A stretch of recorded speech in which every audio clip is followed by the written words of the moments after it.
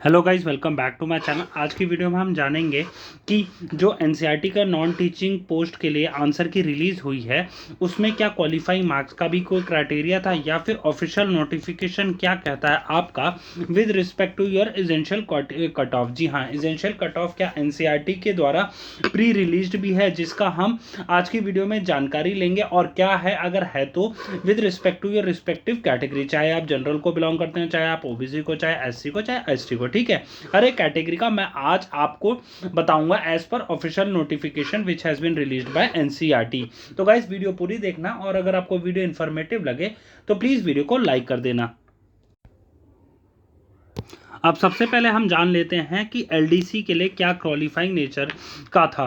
ठीक है, maximum marks आपको 120 चाहिए थे, जिसमें सेक्शन ए के 50 क्वेश्चंस थे, सेक्शन बी के 70 क्वेश्चंस थे। ठीक है, और मार्क्स भी हर एक के जो 50 मार्क्स 50 क्वेश्चंस के हो गए, 70 मार्क्स हो गए 70 क्वेश्चंस के। मार्किंग स्कीम में अगर हम बात करें, अगर आपका एक सही होता तो आपको 1 मार्क्स मिल जाता था, और अगर आपका एक गलत होता तो 0.25 मार्क्स डिडक्ट हो जाते थे। ठीक है, ये तो बात हो गई मार्किंग स्कीम की। अब हम बात कर लेते हैं minimum qualifying marks. Minimum qualifying marks में हर एक सेक्शन में देखिए गाइस, अरे ये इंपॉर्टेंट है, हर एक सेक्शन में मतलब है, ये मत सोचना कि 120 आउट ऑफ 120 में से 40% आपको चाहिए। नहीं, आपको दोनों सेक्शन, चाहे आप सेक्शन ए की बात करें चाहे सेक्शन बी की बात करें, अगर आप यूआर को बिलोंग करते हैं तो आपको 50 में से 40% चाहिए। 50 का 40% पता है कितना होता है? वो होता है आपका 20 मार्क्स। तो अगर आपने यूआर को बिलोंग करते हैं और आपके 20 मार्क्स हैं तो आप समझिए कि आपने as per official cut off आपने जो प्री रिलीज की गई है वो तो आपने डेफिनेटली क्वालिफाई कर लिया। और 70 मार्क्स का भी 40% कर लीजिए। 70 मार्क्स का 40% देखिए 28 होता है, तो आपके 28 मार्क्स सेक्शन बी में हैं, और आप यूआर को बिलोंग करते हैं तो 20 और 28 आपके अगर आते हैं तो आप definitely as per pre decided cut off आप क्वालिफाई कर चुके हैं। ठीक है, नेक्स्ट अगर हम बात करें, हमारे नेक्स्ट जो बाकी कैटेगरी के कैंडिडेट्स होते हैं, एससी एसटी ओबीसी पीडब्ल्यूडी, इन सब की एक ही है।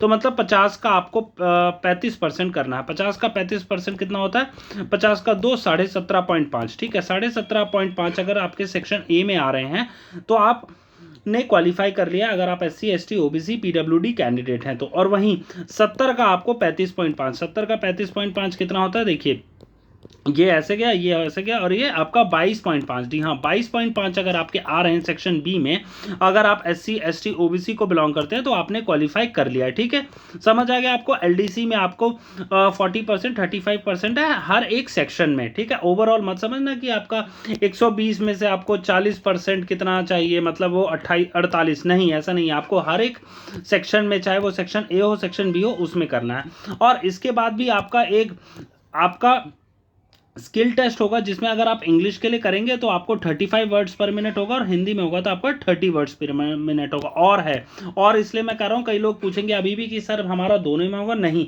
आपका किसी एक, चाहे आपने इंग्लिश चूज किया हो चाहे आपने हिंदी चूज किया हो, दोनों में से किसी एक में होगा। ये बात हो गई क्लियर आपकी। अब नेक्स्ट हम बात कर लेते हैं जो असिस्टेंट के, जिन लोगों ने अप्लाई किया था, असिस्टेंट के लिए कितना क्वालिफाइंग मार्क्स थे as per NCERT which has been pre released in the official notification. अब ये है एनसीईआरटी की तरफ से असिस्टेंट के लिए। ठीक है, असिस्टेंट के लिए भी देखिए कंप्यूटर बेस्ड टेस्ट होना था। मैक्सिमम मार्क्स आपके 150 चाहिए थे, जिसमें सेक्शन ए और सेक्शन बी दो सेक्शंस थे। आपके सेक्शन ए में 75 मार्क्स होने चाहिए, और सेक्शन बी में आपके 75 और 75 क्वेश्चन ही होने चाहिए थे। और सेम वही मार्किंग स्कीम का था कि आपका 1 मार्क्स हर एक क्वेश्चन के मिलना था, और 1.5 मार्क्स आपका कितना था? अब सॉरी 1.4, मतलब 0.25 मार्क्स आपके डिडक्ट होते अगर आपका कोई क्वेश्चन गलत होता तो। ठीक है, अब हम बात कर लेते हैं कि मिनिमम क्वालिफाइंग मार्क्स कितने थे अगर आउट ऑफ 75 में। देखिए 40% इसमें भी, और 35% आपका एससी एसटी ओबीसी के लिए। 75 का देखिए 40% कितना होता है? 40% आपका 75 का होता है 2 5 5 का, ये आपका हो गया कितना? ये हो गया 15, 15 2 30। ठीक है, 30 मार्क्स आपको हर एक सेक्शन में चाहिए था, सेक्शन ए और सेक्शन बी में, अगर आप अनरिजर्व कैटेगरी को बिलोंग करते थे तो। ठीक है, और हर एक सेक्शन में आप, और कंसोलिडेटेड इसमें भी मत समझना, हर एक सेक्शन में था। अब नेक्स्ट है आपका, अगर हम आप SC ST OBC PWD candidates की बात करें तो 75 में से आउट ऑफ 35%, 75 का 35% आप कैलकुलेट कर लीजिए, आपको क्लियर हो जाएगा। देखिए, ये आपका 15 हो जाएगा, ये 20 हो जाएगा, और उसके बाद ये कितना हो गया? ये 7 हो गया, ये 4 हो गया, ठीक है। अब ये 5 7 कितना हुआ, ये आपका 105, 105 का 1/4 करना है आपको। तो ये आपका अराउंड होगा, ये होगा आपका 26.25, ठीक है। 26.25 चाहिए था अगर आप OBC SC ST OBC category को बिलोंग करते थे और इन दोनों के इक्वल थे, तो आपको हर एक में 26.25 चाहिए थे, ठीक है गाइस। होगा क्लियर? आपका असिस्टेंट के लिए इतना चाहिए था और LDC के लिए इतना चाहिए था, ठीक है गाइस। तो गाइज अगर आपको मेरे द्वारा दी गई जानकारी पसंद आई हो या फिर आप इस पोस्ट के रिगार्डिंग और भी कोई क्वेरी रखते हैं तो आप प्लीज़ कमेंट बॉक्स में पूछ लेना। और जिन लोगों ने क्वालिफाई कर लिया है इस एज पर ऑफिशियल नोटिफिकेशन और cut off which has been pre released in the official notification of NCERT, तो उनको कॉन्ग्रेचुलेशंस, और अपने नेक्स्ट चाहे वो स्किल टेस्ट की तैयारी करनी हो उनमें लग जाइए। और अगर आप फिर भी कोई डाउट आता है इस पोस्ट के रिगार्ड में तो प्लीज़ कमेंट बॉक्स में पूछना, मैं आपकी क्वेरी रिजॉल्व करने की कोशिश करूंगा। यह था आज का मेरी तरफ से video. Thank you for watching.